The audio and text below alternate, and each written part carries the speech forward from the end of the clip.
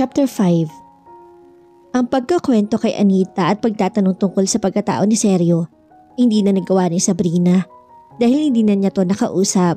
Naging abala na to sa paghahanda para sa birthday ni Alberto sa Sabado. Naging normal ang sumunod na 2 araw na klase. Late pa rin si Sergio pero sa oras ng klase ay nakikipag-cooperate ng mabuti. Kita niya kung gaano to kinagigiliwan ng mga kaklase nito.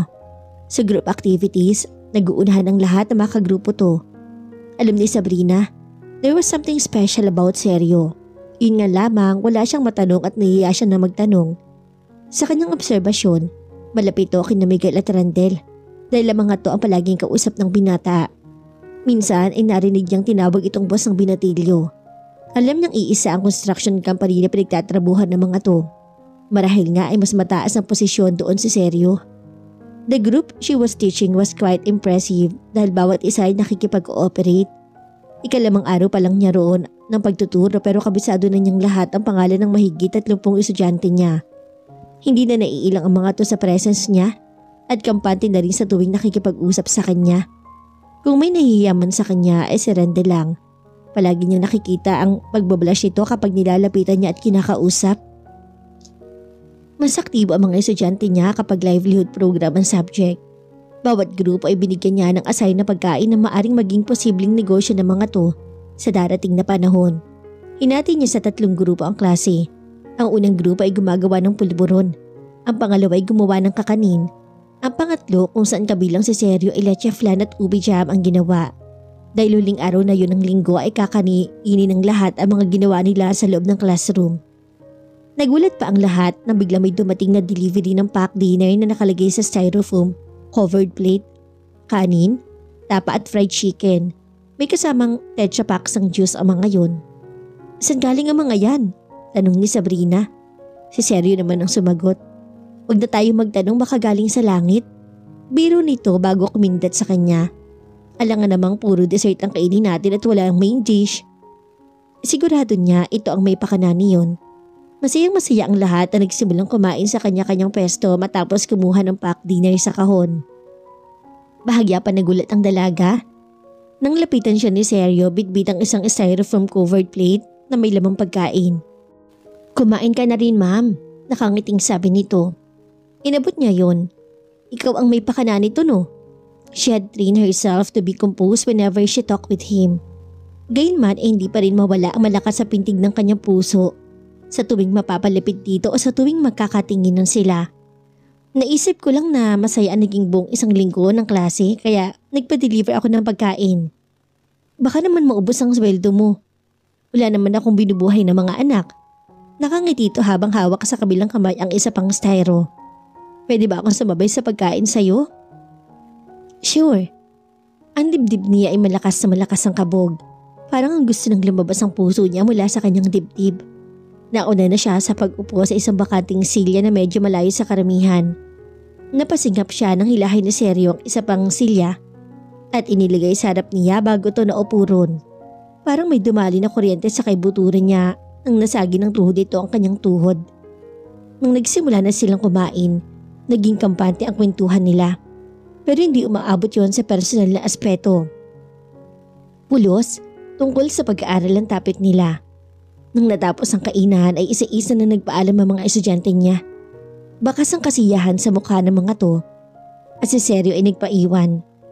Nang sila na lang ang nasa loob ng classroom, pakaramdam ni Sabrina, sasabog na naman ng kanyang dibdib sa lakas ang tibok niyon. Hindi ka pa uuwi? Sabay tayo. Simpleng tugon nito habang nakatitig sa kanya. Mas lalong lumakas ang tibok ng puso niya sa uri ng tingin nito na tila ng aarok. May susundo sa akin. Yung regular na tricycle service ko. Bayaw siya ni Anita, yung kaibigan ko. Si Melchor?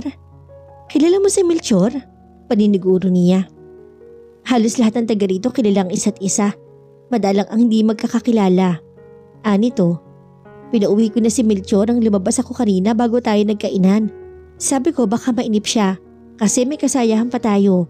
Sinabihan ko pumasok siya para kumain pero ayaw niya. Hindi siya nagpaalam sa akin. Sabi ko ay hahatid na lang kita. Mas tumindi ang sasalang tibok ng puso niya sa sinabi nito. Namalay na lang niya na nakuha na nito ang hawak niyang briefcase at clear file folder.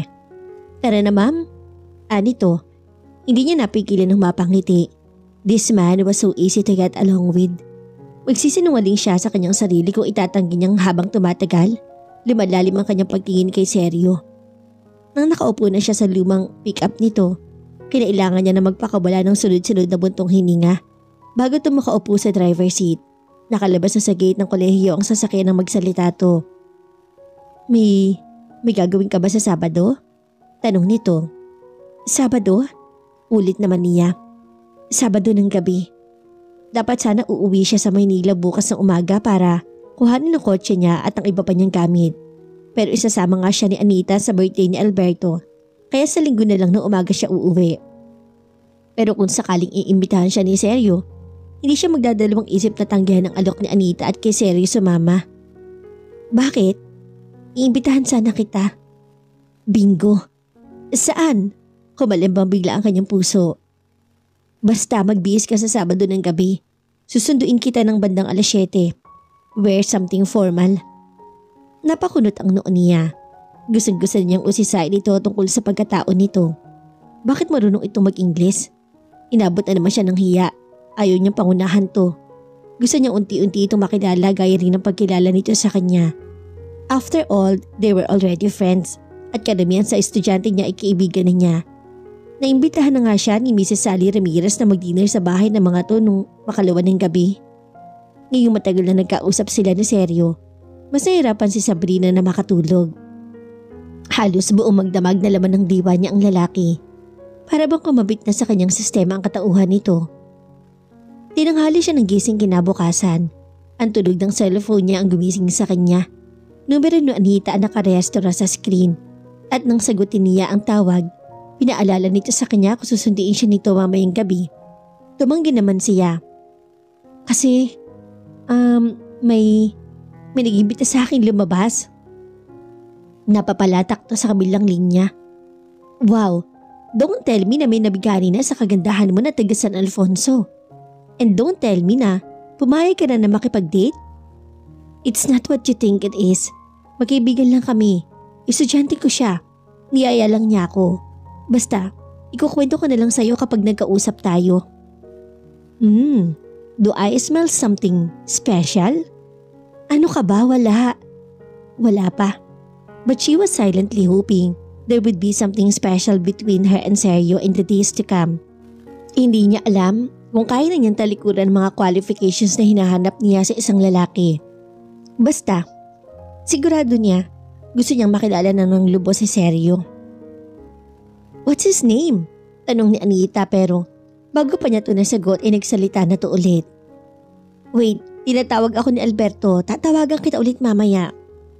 The line went dead. Napangiti ang dalaga. She was ready to tell Anita about Sergio. Pero hindi na niya ulit ito tumawag. Marahil ay naging busy na ito masyado sa paghahanda para sa kaarawan ni Alberto.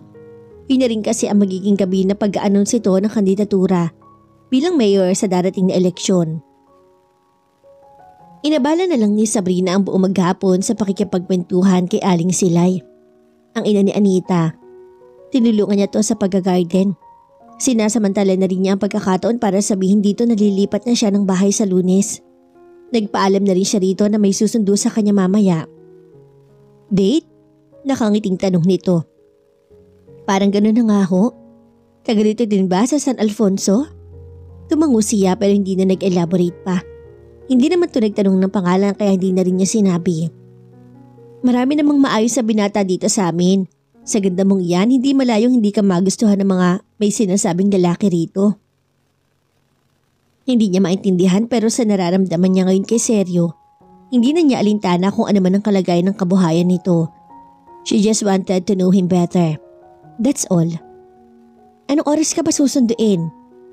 7:00 ho. Ay sayang. Aalis kami ni Pitong mamayang 3:00. Pupunta kami sa kabilang bayan tapos tutuloy kami sa birthday ni Alberto. Sayang at hindi namin makikita ang maliligaw sa iyo. Pinigil naman niya ang matawa. Hindi pa naman ho siya nanliligaw. Sus, pasasaan ba't dun din mauuwi yun? Basta, ipapakilala mo sa amin Tito Pitong mo kung sino man siya ha. Tumango na lang siya. Nang bandang hapon ay naghanda na si Sabrina para sa date nila ni Sergio. Napuno ng excitement ang puso niya sa naisip. 6:00 pa lamang ay nagbihis na siya. Mabuti na lamang at may simpleng bestida siya na nailagay sa suitcase niya. It was a chiffon halter dress na krema ang kulay na lalo nagpalabas ang maputi at makinis niyang kutis.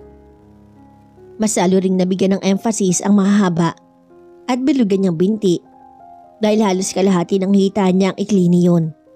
Ang buhok niya itinaas niya sa pamamagitan ng tiny black hairpins. Hindi siya sanay na maglagay ng makeup pero sa gabing ito ay kinailangan niyang may kolorete sa kanyang mukha para bumagay sa itsura niya. Nang lumabas siya sa salas at nakita siya ng 2 kapatid ni Anita, ay napalatak ang mga to. "Ang ganda mo," sabay na sabi ng mga to. "Thanks," aniya bago mabilis sa lumabas ang pinto dahil narinig na niya ang ungol ng sasakyan sa labas ng gate. Namanga siya nang hindi ang lumang Isuzu pickup ni Sergio ang natanaw. Isang nakaparada sa tapat ng gate. Ito was a black Jaguar. Nakita niya nakatayo ang lalaki sa tapat ng pinto ng passenger side. Lumalakas ang tibok ng kanyang puso habang palapit siya rito. He was wearing a dirty white long sleeve shirt na katupi hanggang siko. Nakatuck in iyon sa black wool pants nito. Maayos ang pagkasuklay ng buhok nito. Kung hindi niya ito palagi nakikita sa casual na kasuotan, lumang t-shirt at maong kadalasan, iisipin niyang isang edukado at mayamang tao si Sergio. Sinulubang siya nito at inilahad ang kanang kamay para alalayan siya. Saglit siya nag-alangan pero ibinigay niya ang kamay niya. Nang napalob iyon sa malaking palad nito ay hindi niya napigilan ang mapahugot ng malalim na buntong hininga. Pakiramdam niya ay laksalaksang voltahe ng kuryente pumasok sa kanyang kaibuturan. Dahil sa pagkakahawak kamay nila, pakiramdam din niya ay hihimatayin siya nang magtama ang kanilang mga mata. Para bang kapwa sila na hipnotismo ng isa't isa na magitan ng katahimikan sa pagitan nila. Si Sergio bumasag ng katahimigang yon. "You're so beautiful, Sabrina." Puri nito bago iniangat ang kamay niya at dinala sa mga labi nito. Napasinghap si Sabrina. Wala siyang nasabi ni kaputok man lang hanggang sa maalalayan siya nito sa pagsakay sa unahan ng magarang sasakyan. Napapikit siya ng mariin nang nakaupo na siya sa malambot na leather seat ng kotse. Para siyang nananaginip lang. Nang nasa driver's seat na ang lalaki, nilingon niya to. Marami siyang gustong itanong pero hindi niya nahagilap ang kanyang dila. Basta ang alam niya, masaya siya. Para siyang idinuluyan sa alapaap. Kung nagulat si Sabrina nang sinundo siya ni Sergio kanina, mas nagulat siya nang nalaman kung saan sila pupunta. Sa party ni Alberto? Mismo ang magkasintahan ang sumalubong sa kanila na kapwa rin nagulat nang nakita siya. "Oh my God!" Palatak ni Anita. "Kilala na ninyo isa't isa?" Takang tanong nito. "My gosh, hindi ko naisip na si Sergio ang sinasabi mong estudyante mo na kadate mo ngayon." Pero siya ang mas nagulat sa mga nalaman niya nang magsalita si Alberto. Ayaw ipaalam ni Sergio na nag-aaral siya sa ALS. Gusto niyang isorpresa ang mama at papa niya. Pag-uwa na iniwan na sila ng dalawa dahil marami ng mga bisita na nagdatingan. Hindi pa rin niya ma-absorb ang mga nangyayari. Mama at papa? Mayaman si Sergio? Napatingin siya rito. "What?" Pabulong na tanong nito at bagyang nakikiling ang ulo nito. "Marami kang dapat na ipaliwanag sa akin. Alam ko na nagtataka ka. I think wala akong dapat ipaliwanag. Pero marami akong gustong sabihin sa'yo." Kinilabutan naman siya. Yung bahay sa village. Sa'yo, kayo ang may-ari? Pati ang buong village?" Bahagyang tumango ito. "Akala ko worker ka doon." "Worker nga, nagtatrabaho ako doon under my father's payroll. Hindi naman sa akin ang buong kumpanya. Kay Papa ang SCA Realty. Pero inaamin kong sa akin niya pinangalan yon. SCA stands for Sergio Castillo Año Nuevo. Subsidiary yun ng SBA Development Corporation na nakapangalan naman sa kanya na mother company namin. Ang pangalan ng aking ama ay Silverio. Siya ang presidente ng kumpanya. I'm just managing SCA Realty." "Bakit ka nag-aaral pa?" "Dahil hindi ako nakatapos ng pag-aaral." "Oh God," nasabi na lang niya. Hinawakan nito ang kamay niya. Narito tayo para makisaya sa party ni Alberto. Saka na natin pag-usapan ng mga bagay na yan. Hindi ko alam na magkakilala kayo ni Alberto. Sabi ko naman sa'yo, halos lahat dito sa San Alfonso ay magkakakilala. Nakangiting pagpapaalala nito. Kababata ako si Alberto at matalik na kaibigan. Nang nag-enroll ako sa ALS, natuwa siya. Pero sinabi ko sa kanya na huwag ipagsasabi sa marami na enrolled ako doon. Kasi nga gusto kong sorpresahin ng parents ko at mga kapatid. Pero dahil nga maliit na bayan lang naman tong San Alfonso, nalaman na rin ng papa ko ang ginawa ko. So it's not a surprise anymore. Just the same, natuwa silang lahat nang nalaman nila na pinagpatuloy ko ang pag-aaral ko. Kaya talagang dapat maipasa ko ang program para naman hindi ako mapahiya sa kanila. Binuntatan nito ng maikling tawa ang sinabi. Halos hindi siya makapaniwala sa kanyang naririnig. Nakatitig lang siya kay Sergio. Now her question was answered. Ngayon alam na niya kung bakit magaling ito mag-Ingles. Kaya pala ganun tong kumilos at magsalita. Alam na niyang hindi dito hiniram ang Jaguar. Kulang lang dito ay formal na edukasyon. Hindi nagtapos sa revelasyong iyon ng gabi ng mga sorpresa. Dumating din sa pagtitipon ng mga magulang ni Sergio na kaibigan din ng mga magulang ni Alberto. Nang ipakilala siya ng binata sa mga to, nakita niya ang katuwaan sa mukha ng mag-asawa. So, ikaw pala ang magandang teacher na kinukwento nitong anak ko? Sabi ni Engineer Silverio Año Nuevo. Madalas kang ikwento ni Sergio sa amin. Sigundan naman ni Ginang Teresa Año Nuevo. Pinisil nito ang kanyang palad. We're so glad to meet you, Sabrina. Nito bago hinagkan siya sa magkabilang pisngi. Ngumiti siya bago sinulyapan si Sergio. Nagtatanong ang mga mata niya.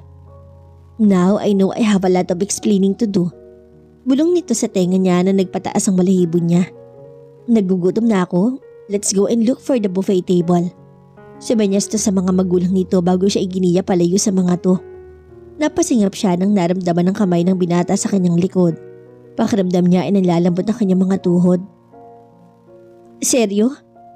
Sabay silang napalingon sa lalaking tumawag sa pangalan nito. Mayor? Mahigpit na kinamayan ito ni Sergio. Good evening. Tinuan nito ang dalawang lalaking kasunod ng taong tinawag nitong Mayor. Sa itsura ng dalawa ay mahuhula ang bodyguard sa mga to. Magandang gabi. Sagot ng alkalde bago ibinaling ang tingin sa kanya. Matalim matingin ito. Sino itong magandang dilag na kasama mo? Si Sabrina Cortez, Mayor. Siya ang nagtuturo ng ALS. Bumaling to sa kanya. Sabrina? I'd like you to meet the Mayor of San Alfonso, si Mayor Inigo Rodriguez. Itinaas si Mayor Inigo ang kanang kamay nito na tinanggap naman niya. Matagal hinawakan nito ang kamay niya at bahagya pang hinaplos ang ibabaw niyon. Kaagad niyang hinilang kamay niya at nakaramdam siya ng pagkaasiwa sa preskong pakikipagkamay nito. Pati ang paraan ng pagtingin nito ay hindi niya gusto. Para siyang hinuhubaran nito kung makatitig. May pagkabastos ang dating. At mukhang tama nga si Anita nang sinabi nitong dapat nang mapalitan ng mayor ng San Alfonso. Sa kilos at pananalita pa lang nito, mukhang hindi nagagawa ng maganda.